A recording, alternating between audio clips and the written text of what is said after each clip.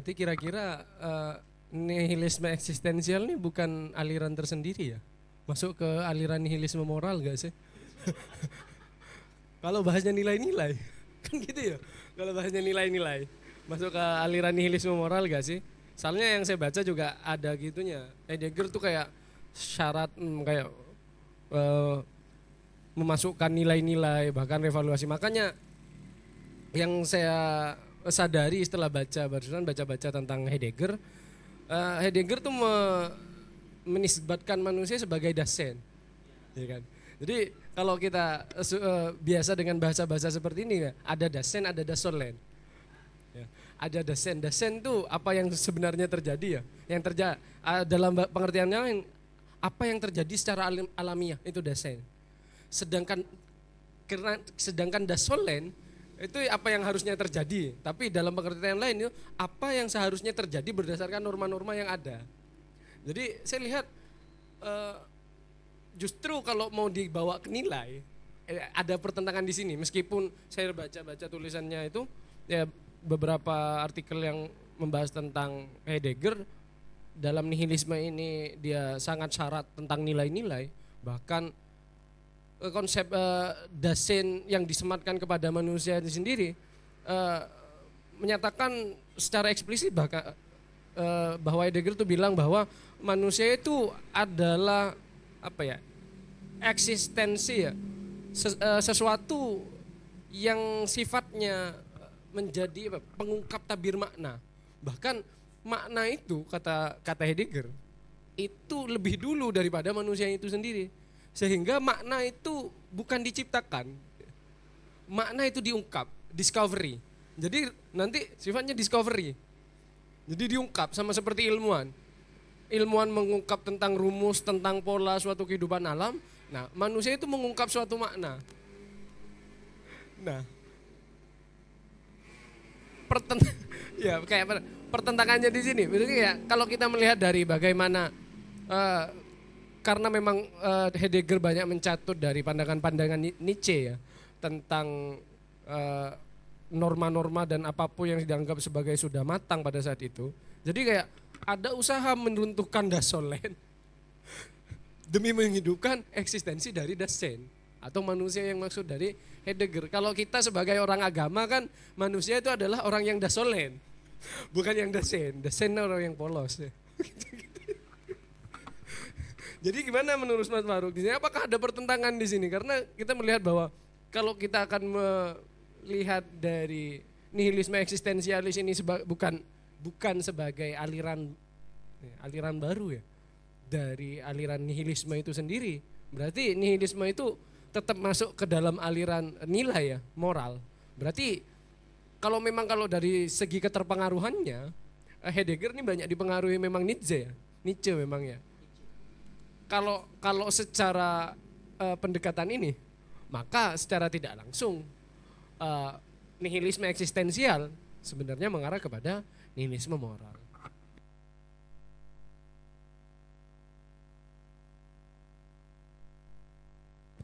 Cek. Saya teringat kepada pemikirannya Søren Kierkegaard itu terkait dengan hukum dalam salah satu teori resepsinya. Ini sebenarnya hampir sama polanya sebenarnya. Jadi untuk mengelabui adanya, karena waktu itu Indonesia itu terpaku kekuatan itu kepada poros keislaman, Søren Kierkegaard itu mengeluarkan suatu teori. Dia itu mengatakan bahwasanya hukum Islam itu bisa diterapkan jika sudah diverifikasi oleh hukum adat. Itu salah satu gerakan politik paling penting ketika itu, sehingga menihilkan kekuatan Islam untuk menjadi suatu kekuatan politik untuk menentang penjajahan waktu itu. Saya teringat itu. Kalau di sini saya ibaratkan itu begini. Karena memang yang pertama yang menjadi kekuatan inti dari materialisme itu adalah keyakinan atas nilai-nilai itu teori resepsi awalnya itu adalah semua manusia harus mengikuti nilai-nilai yang ada kepada kepercayaannya masing-masing.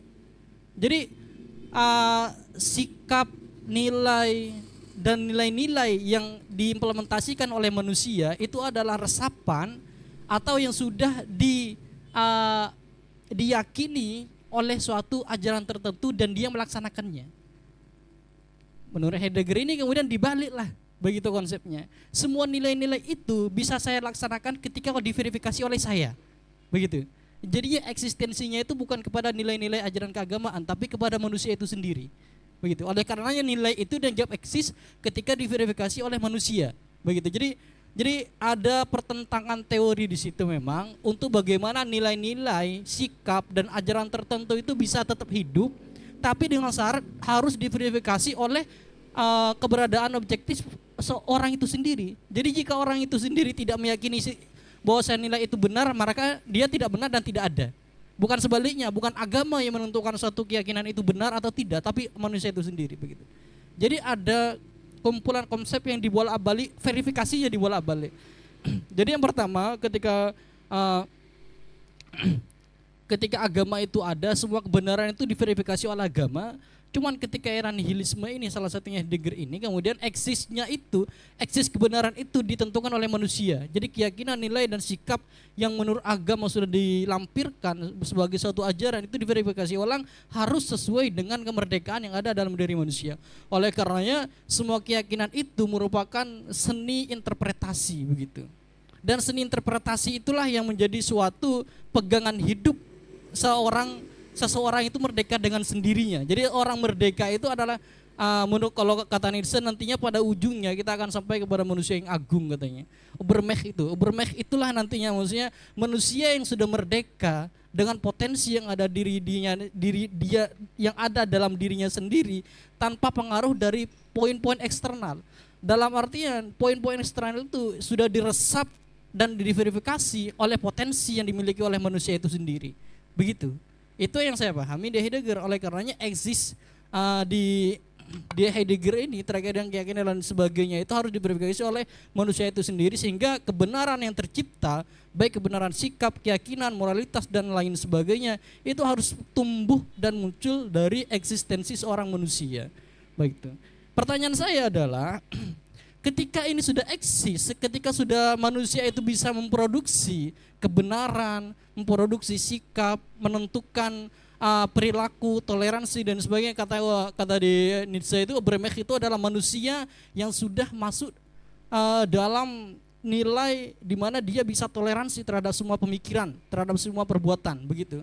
Dan toleransi itu biasanya hak yang hanya dimiliki oleh orang-orang pintar begitu. Karena orang bodoh itu gak toleran. Gak toleran. Contohnya misalkan dalam artian begini, ini bukan tentang baik dan salah, bukan benar dan salah, tapi ada dua objek yang sama-sama benar, bagaimana orang itu menyikapinya. Kalau orang pintar menyikapinya itu toleransinya itu oh yaudah kita menghargai karena sama-sama benar. Tapi kalau orang bodoh dua benar pasti salah satunya harus dikalahkan. Contohnya secara ekonomi misalkan di Megacuan, pendirian Megacuan dan eksistensi suatu UMKM itu adalah suatu pola ekonomi yang sama-sama benar dan dalam konsep yang berbeda justrunya. Kalau orang bodoh dia mengatakan, kehadiran Megacuan ini akan mengeksekusi pola yang terjalin dan sudah tumbuh berkembang di UMKM. Ini orang bodoh. Oleh karenanya yang kemarin demo menurut saya bodoh. Kalau orang pintar dia akan lebih toleransi bagaimana dia menyikapi bagaimana tumbuh pesatnya UMKM dan juga kemunculan bagaimana kita menerima perkembangan modernisme dan lain sebagainya begitu. Oleh karenanya begini, kalau misalkan Ubermech dan juga eksistensi seorang manusia itu sukses berada dalam keinginannya yang menjadi suatu manusia yang agung yang memiliki virtu katanya, manusia agung itu sendiri.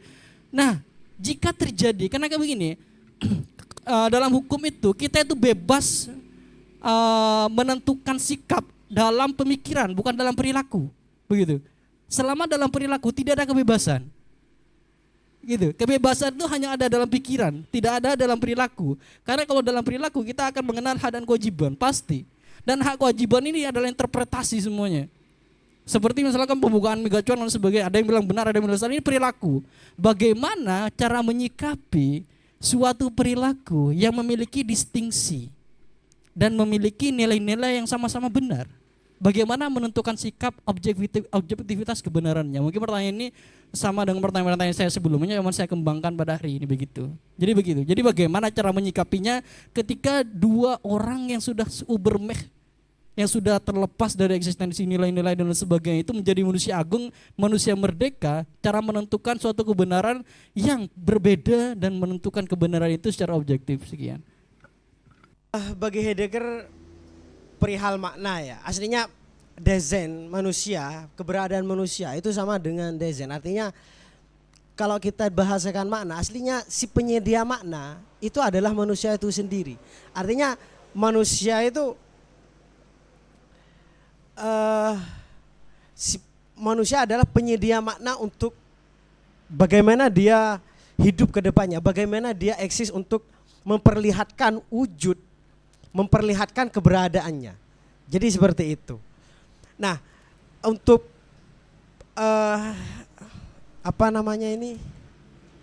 terus bagaimana dengan menyikapi ketika ada dua nilai yang sama-sama itu benar? Nah, ini yang saya rasa agak harus berpikiran ya. Karena yang jelas Heidegger juga berpandangan bahwa manusia itu dipengaruhi oleh culture, artinya budaya dan juga historical, konteks historis.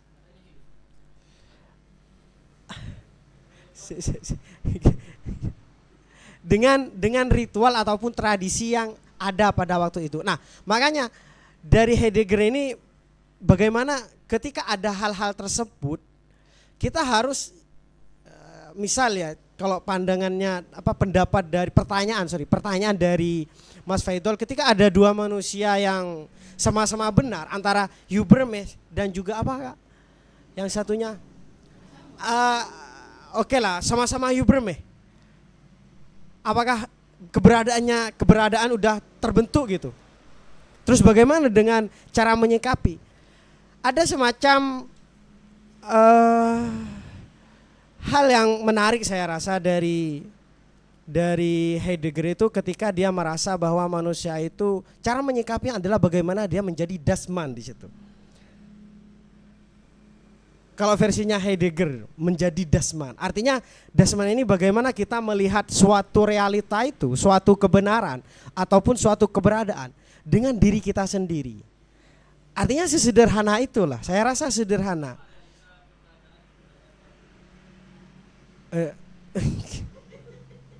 Ini terganggu nih ya. Nah, semisal ya contohnya ada apa? Oke, kemarin kan di viral kita sempat mungkin dikelabui ya, saya rasa. Karena ada beberapa orang ataupun beberapa kelompok yang setuju ada miga cuan di Makassar. Selebihnya ada juga yang tidak setuju dengan beberapa alasan. Nah, saya melihatnya bahwa kalau kita menggunakan pandangan Heidegger, ketika miga cuan itu sudah eksis, dengan melihat beberapa alasan dari contohnya dari kemarin itu dari pihak manajernya, katanya dia ingin mengambil ataupun memperkerjakan orang-orang sekitarnya. Alasannya. Nah, itu sudah membuktikan bahwa perihal keberadaan miga cuan itu tentunya akan memberikan hak yang positif terhadap masyarakat di sekitarnya. Dan juga ditambah dengan alasan yang sangat jelas bahwa harga yang ditawarkan itu harga di bawah rata-rata lah. Kalau tidak salah saya baca itu 9.000 sampai 15.000. Ini dijauh kurang tahu Kak perihal penuh atau tidaknya. Nah, ini sudah membuktikan bahwa perihal keberadaan miga cuan yang tidak bisa diganggu-gugat oleh masyarakat sekitar, dan itu menunjukkan bahwa wujud dari miga cuan itu ada, hanya saja tinggal cara kita menanggapinya gitu kan, cara menyikapi akan hal itu. Makanya salah satu yang saya rasa ini bagaimana ketika kita menyikapi itu kita memikirkan hal-hal positif di balik keadaan kita. itu yang terpenting. Jadi seperti itu sih. Loh enggak ya, kalau gitu ada Sulfi mengatakan kalau tergabung antara maslahat dan mudarat, dihindari mudaratnya katanya. Bukan diambil yang maslahatnya gitu. Kan Gini loh. kan gini, Kak. Saya lanjut ya. Ya nanti bisa ditarik dalam ranah konseptual, cuman biar kita lebih mudah memahami saja begitu. Jadi biar tidak terjebak dalam ranah konsep. Begini, berarti memang apakah setiap realitas itu adalah merupakan kebenaran, dan bagaimana kalau tidak, bagaimana cara menguji kebenaran terhadap realitas itu, begitu. Jadi misalkan kayak pendirian hotel yang yang mirip kapal itu, kan kita misalkan menggunakan metodologi pemikiran seperti tadi harusnya tidak ditolak, karena dia bahkan jauh akan berdampak positif terhadap lapangan pekerjaan dan lain sebagainya gitu maksudnya. Karena dia bertentangan dengan nilai keagamaan maka dia ditolak. Bagaimana maksudnya cara menyikapi perbedaan kebenaran yang sama-sama memiliki posisi yang benar seperti ini begitu? Mungkin untuk cara manusia itu mewujudkan dirinya ada dengan untuk semisal mau jadi orang kaya dengan usaha yang disebutkan tadi itu, dengan cara ini apa? Usahanya adalah perhotelan, ya kan? Itu sudah benar, ya kan? Itu akan membentuk suatu keberadaan dari dirinya sendiri bahwa dia itu bukan pengangguran yang jelas. Karena sudah punya yang namanya usaha. Hanya saja yang perlu dipertimbangkan adalah nilai ataupun hal yang ada di perhotelan itu misal. Nah, ini berbeda lagi nanti, Kak. Kalau ketika kita ditinjau dari nihilisme itu adalah usahanya dari awal yang nihil, tidak punya apa-apa, itu berubah ada untuk mewujudkan suatu hal yang bagi dirinya adalah ekspektasi untuk masa depan. Salah satunya dengan usaha yang barusan disebutkan bahwa usaha perhotelan misal. Cuma yang menjadi pertimbangan adalah kita harus tidak jauh dari melihat culture. Kalau saya baca-baca sih ya, mendengarkan juga. Artinya kita lihat dulu ritual dan juga historikal alam dalam keyakinan realitas yang ada itu seperti apa. Jadi harus introspeksi. Kalau bahasanya Heidegger di sini introspeksi di situ. Introspeksi. Jadi Enggak seperti gini, itu. itu kan jawaban ideal. Emang harusnya seperti itu gitu. Jadi kita gak usah dijelaskan begitu gitu loh. Maksudnya saya pengen tahu bahwasanya gimana cara menggunakan konsep nihilisme itu untuk memandang suatu kebenaran begitu. Jadi dari contoh itu aja. Misalkan kenapa megacuan boleh dan itu tidak boleh gitu. Menurut nihilisme bukan yang menurut konsep ideal. Kalau konsep ideal pasti harus mengikuti perkembangan culture dan nilai yang diyakini oleh penduduk setempat pasti. Enggak, kalau nihilisme gitu. Jadi misalkan enggak harusnya hotel kapal itu harusnya berdiri gitu. Gitu, saya butuhin kayak gitu-gitu loh maksudnya. Tanpa menilai ada suatu ajaran tertentu. Lah kayak kita nihilisme. Kita itu menggunakan kebenaran itu dari perspektif seorang manusia itu sendiri, bukan menurut legitimasi dari apa yang ada di luar manusia begitu loh. Jadi kebenaran bahwasanya dia buka hotel itu bukan menurut agama, bukan menurut budaya, bukan menurut apapun, tapi menurut kemanfaatan manusia itu sendiri, tanpa adanya kungkungan atau paparan dari suatu ajaran tertentu kan begitu.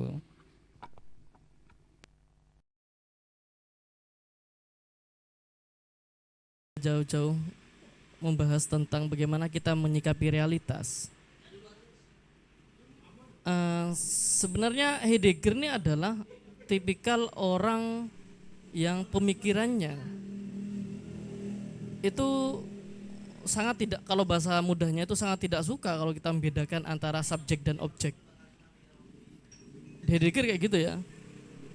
Jadi Heidegger itu orang yang tidak suka membedakan antara subjek dan objek. Itu yang kemudian membuat dirinya kesal terhadap filsafat barat pada waktu itu yang sangat dijajah oleh tradisi pemikiran Kartesian yang lebih menekankan pada logos, pada rasio, dan menganggap realitas itu sebagai manifestasi dari logos itu sendiri. Nah, jadi kalau ditarik kesimpulan dari itu, intinya Heidegger itu ingin menghilangkan disparitas antara subjek dan objek. Dan sebenarnya Dasein itu bukan fokusnya di situ lagi, tapi lebih melampaui itu lagi. Masalah manusia memiliki sikap yang berbeda dalam menyikapi realitas. Kalau menurut Heidegger, itu sudah bagaimana mereka kembali ke Dasein tadi, mengada pada dirinya di dunia Dasein. Jadi itu masalah keunikan saja. Artinya gimana? Artinya menjadi yang titik persoalan utama dari Heidegger itu adalah bagaimana manusia itu mengada di dunia. Bukan titik persoalannya adalah bagaimana menyikapi realitas. Karena menyikapi realitas itu hanya persoalan kembali kepada bagaimana manusia berada di dunia, terlibat, dipengaruhi dan mempengaruhi. Itu saja saya rasa. Jadi dalam artian gimana? Jadi kalau ditarik pada kasus yang seperti tadi, di situ kan secara lapangan Heidegger ingin ditarik pada bagaimana kita menentukan moralitas, nilai dari sebuah realitas yang ada. Padahal Dasein, keberadaan manusia secara otentik itu melebihi itu semua. Apa ya istilahnya, bukan melebihi, melampaui. Karena pada umumnya yang menjadi persoalan atau titik tekan dari Heidegger itu sendiri adalah bagaimana manusia itu sebenarnya mengadanya ya terserah mereka. Nanti akan larinya pada dua jenis.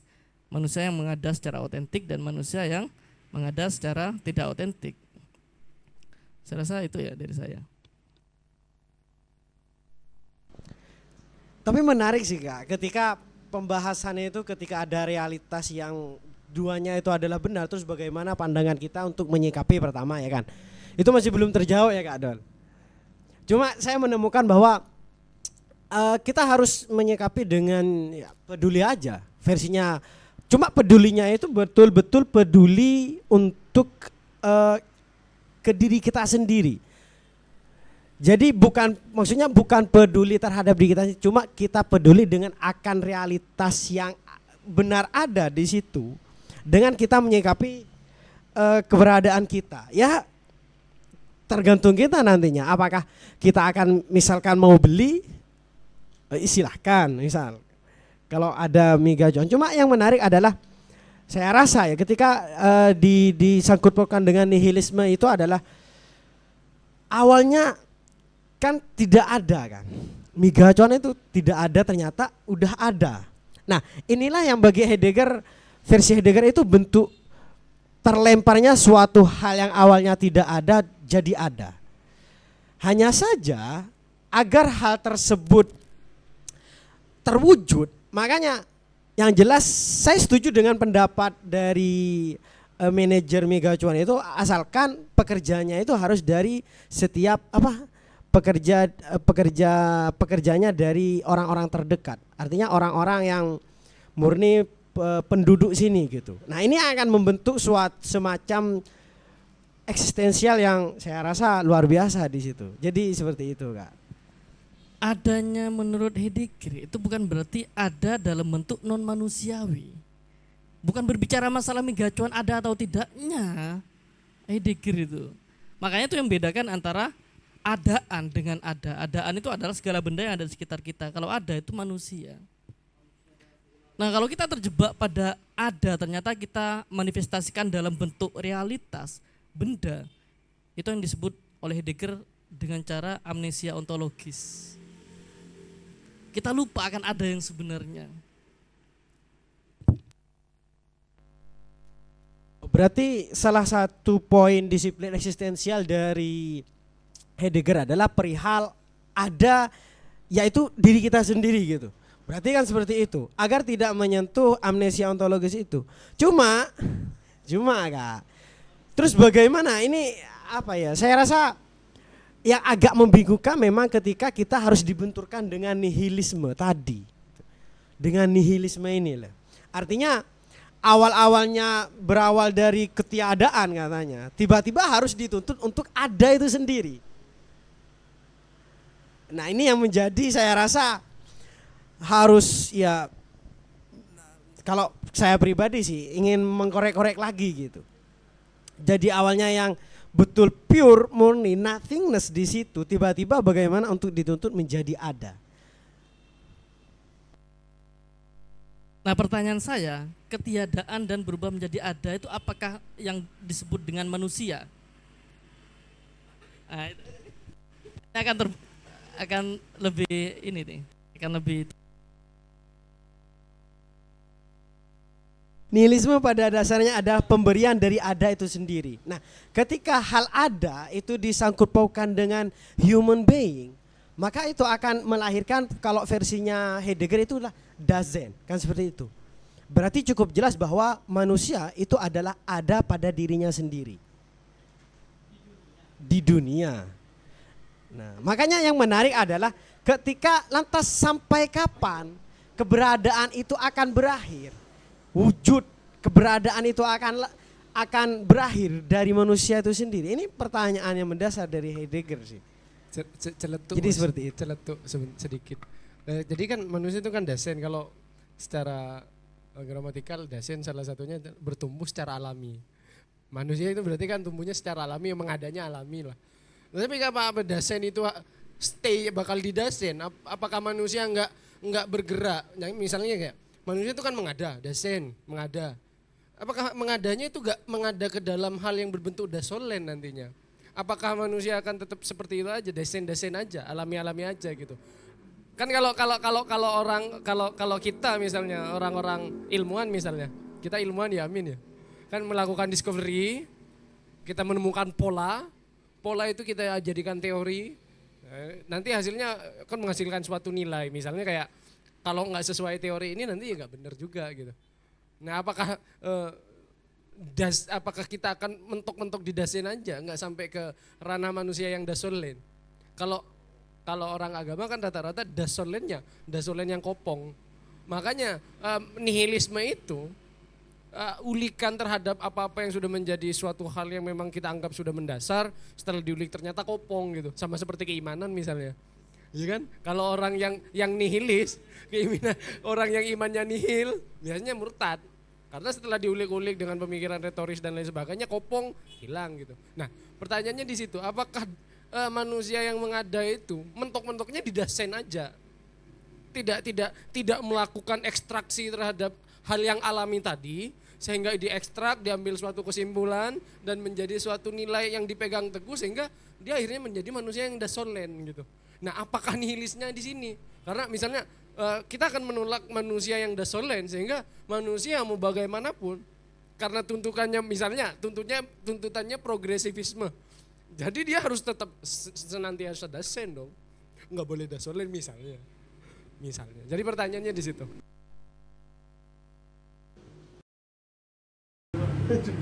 Ya. Saya rasa perihal yang disebutkan tadi ada rada-rada yang nihilisnya bukan dalam hal itu saja. Artinya bagaimana manusia itu keluar dari inti realitas di tengah pelupaan akan ada itu sendiri, Pak. Dalam artian dia harus keluar dari bentuk dirinya itu sendiri untuk menemukan yang namanya nihilitas dan juga mendapatkan suatu keberadaan yang nyata. Saya rasa seperti itu sih. Kalau menanggapi perihal itu, artinya harus keluar dari bentuk Dasein itu. Makanya tawaran dari siapa namanya, Martin Heidegger itu faktisitas. Gimana kalau dari Dasein itu?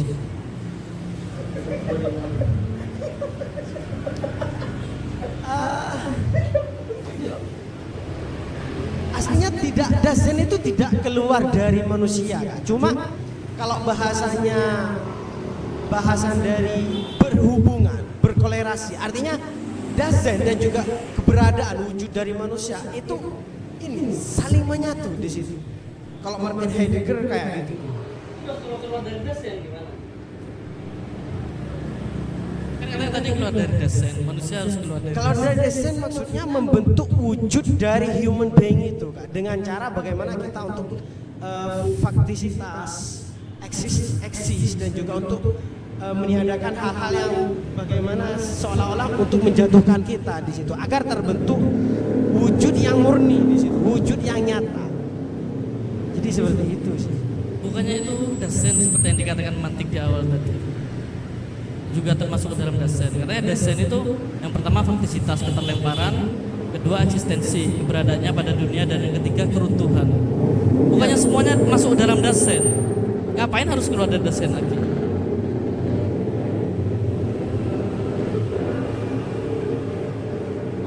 Ini Kok beda sama diskusi soalnya? wah beda jauh kan. Kalau wah Berarti ada yang disembunyikan. Kok tidak sesuai pramusi? nah itu kak harus jawabnya.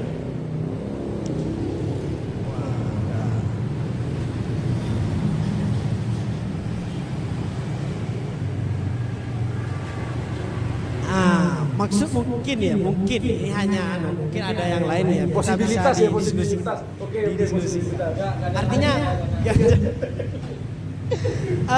maksud tidak keluar dari dasen, tapi bagaimana manusia itu menjadi dirinya sendiri, the outside. Kalau saya berpandangan sih kayak gitu sih. Dia apa? Artinya manusia yang memiliki dirinya sendiri di situ. Jadi seperti itu sih. Ya. Udah. Mas Ari. Mas Ari, Enggak ada. Pak. Masih siang, Mas.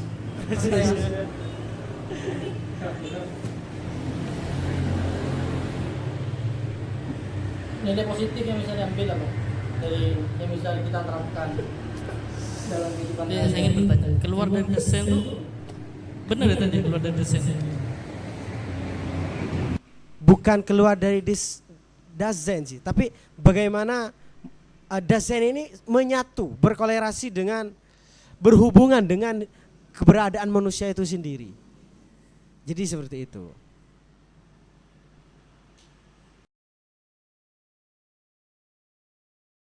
Yang dikatakan Banu itu gimana jawabannya tadi? Saya rasa belum ada jawabannya. Apakah manusia itu hanya berkutat dalam eksistensi dirinya, keberadaan dirinya, dasen, mohon maaf ya, dasen, ketika setelah terlempar, apa gimana itu? Apakah ada respon-respon lebih lanjut, terutama yang berkaitan dengan dasolen, apa gimana gitu kan? Apakah berkelanjutan dasen itu apa gimana kata tadi? Saya paham sebenarnya. Saya baru ingat. Mungkin ya kalau emang benar apa yang dikatakan Mantik seperti yang saya katakan ini ya. Jadi maksudnya dasen keluar dari dirinya sendiri itu adalah, jadi kalau kita hanya terkungkung pada dasen yang tentang eksistensi keberadaan kita saja, itu tidak cukup bagi Heidegger kalau kita tidak keluar dari dasen dan berada di tengah-tengah dunia. Nah itu adalah entitas dari keterlibatan manusia di dunia di bawah payung teori tentang dasen tadi. Jadi memang kalau kata Heidegger itu memang manusia itu harus keluar dari dasennya. Tapi keluarnya itu bukan berarti keluar dari ranah dasennya, tapi keluar untuk berdiri dan terlibat di dunia. Maka dari itu kata Heidegger, semua puzzle yang dari tadi kita bahas itu bermula dari keberadaan manusia itu di dunia itu bukan mengada, tapi terlempar, diar. Layaknya nasib kalau kata Heidegger itu. Kita terlempar di dunia. Kita gak tahu akan terlahir dari orang seperti apa. Kita gak akan tahu kita terlahir dengan nasib siapa. Apakah menjadi seorang Rafathar atau menjadi orang lain gitu yang bukan Rafathar. Kita tidak tahu. Tapi perjuangan seorang manusia itu di situ katanya. Bukan ketika terlempar ke dalam dunia itu manusia harus pasrah. Kalau ingin menjadi manusia otentik, tapi manusia harus bertanggung jawab, itu key of point ya. Bertanggung jawab dan memang harus menjalankan bagaimana dia membentuk dasen dan dirinya sendiri dan keluar dari dasen membentuk dengan berada pada di dunia. Intinya kalau bahasa mudanya kayak gini. mirip-mirip dengan Nietzsche ya. Intinya mereka berdua tuh memiliki kesepakatan filosofis, kesepakatan ontologis bahwasanya manusia itu tidak boleh meratapi kegagalannya, tidak boleh lemah. Mereka harus berjuang Meskipun nggak dapat beasiswa. meskipun gak dapat beasiswa. Iya. Karena mereka itu gak suka orang-orang yang tidak berjuang, meratapi nasib, terlempar, mohon maaf ya, terlempar dalam kondisi ekonomi yang di bawah rata-rata, terus mereka meratapi nasib. Itu Heidegger gak suka.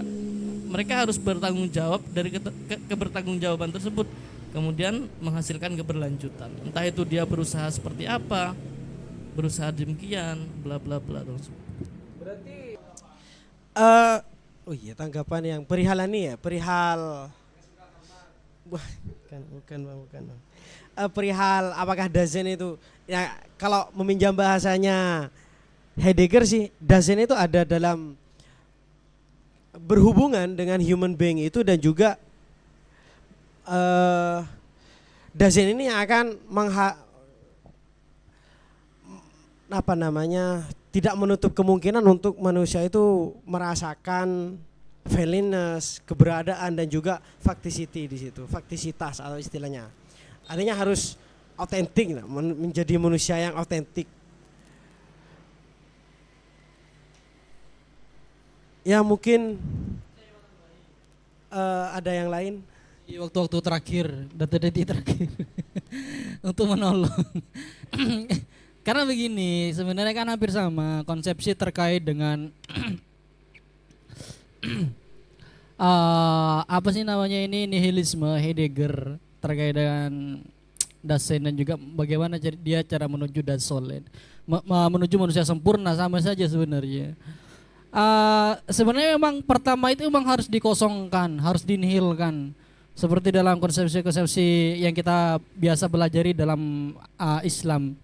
Emang itu harus dikosongkan agar kita itu mendapat ruang lebih begitu dari paparan-paparan yang selama ini berdampak negatif terhadap diri manusia, yaitu agama, katanya begitu.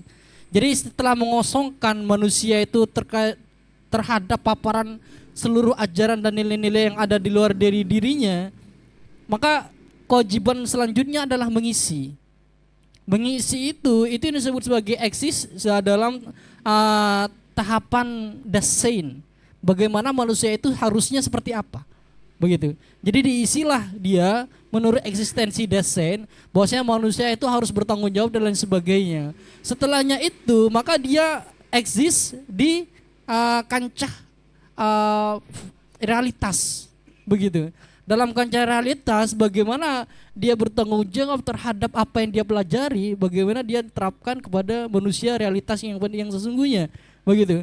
Oleh karenanya mungkin permisalannya ketika manusia sudah dewasa begitu, melihat dia tidak sedang baik-baik saja terkait dengan dampak buruk ajaran yang dia emban selama ini, dia mencoba untuk kembali kepada tabula rasa, kembali kepada kertas yang kosong. Seperti anak-anak, dia mengosongkan semua pikiran terkait dengan agama, menihilkan itu. Kemudian dia isi seolah-olah seperti anak kecil yang tidak terpapar dengan konsepsi ajaran apapun. Bahwasanya kalau dia jatuh dari tangga atas dia, karena dia tidak tanggung jawab terhadap diri dia sendiri, bukan karena takdir Allah, bukan. Begitu.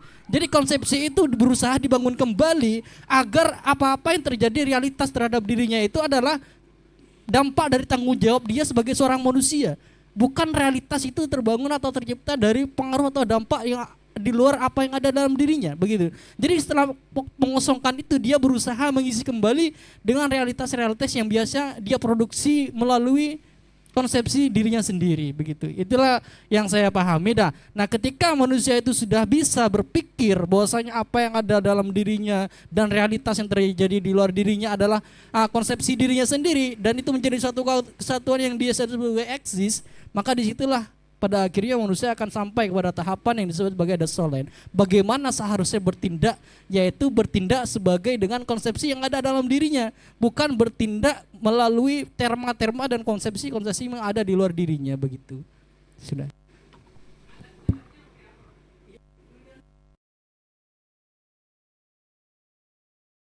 Ketika di tabula rasa itu alatnya pakai apa gitu aja. Enggak, kan sudah kertas kosong gitu kan analoginya. Kemudian dia pakai alat apa untuk kembali membangun, mengkonstruk realitanya itu gitu. Realitas di dunia ini.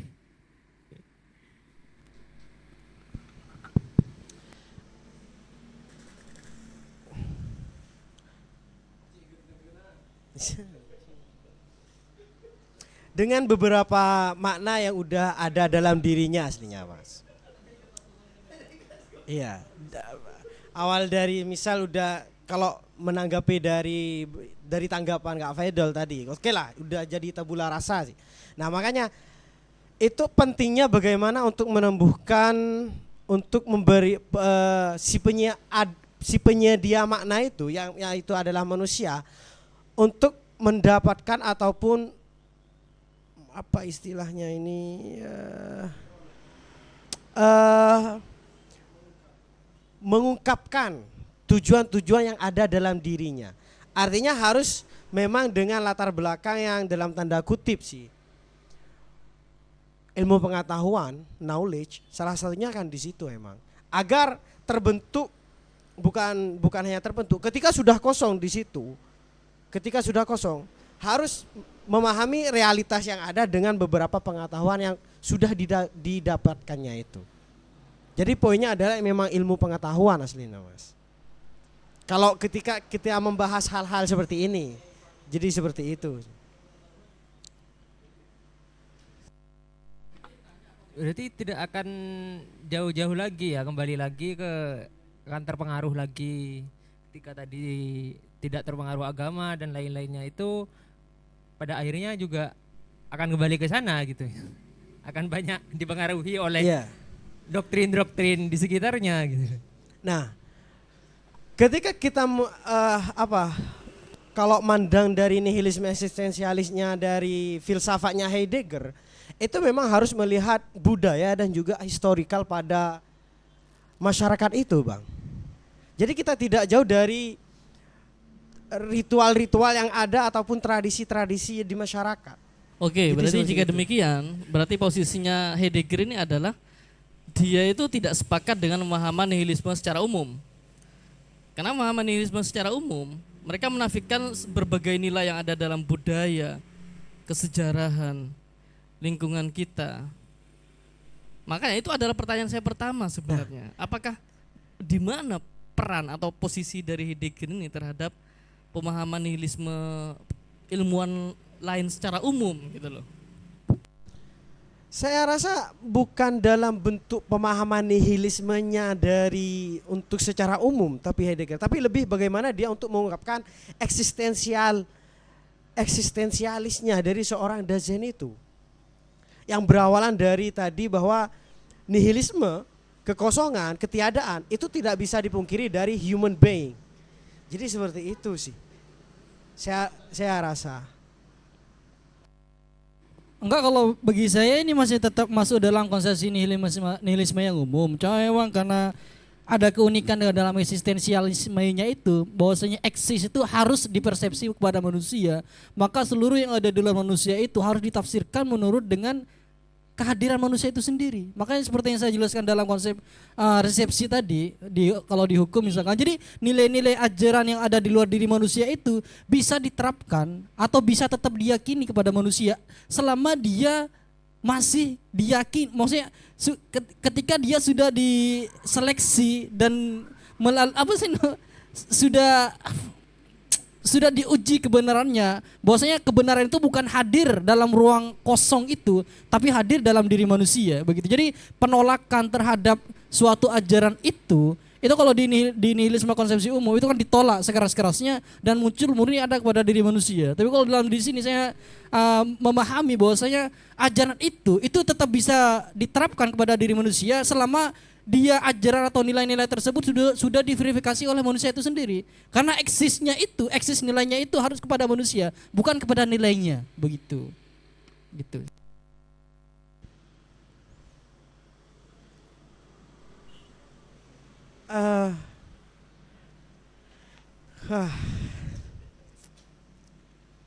Berarti saya rasa puncak dari udah selesai, udah Kak.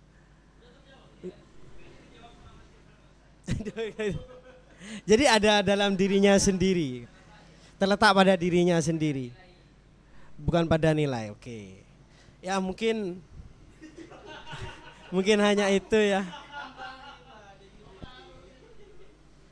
Ya.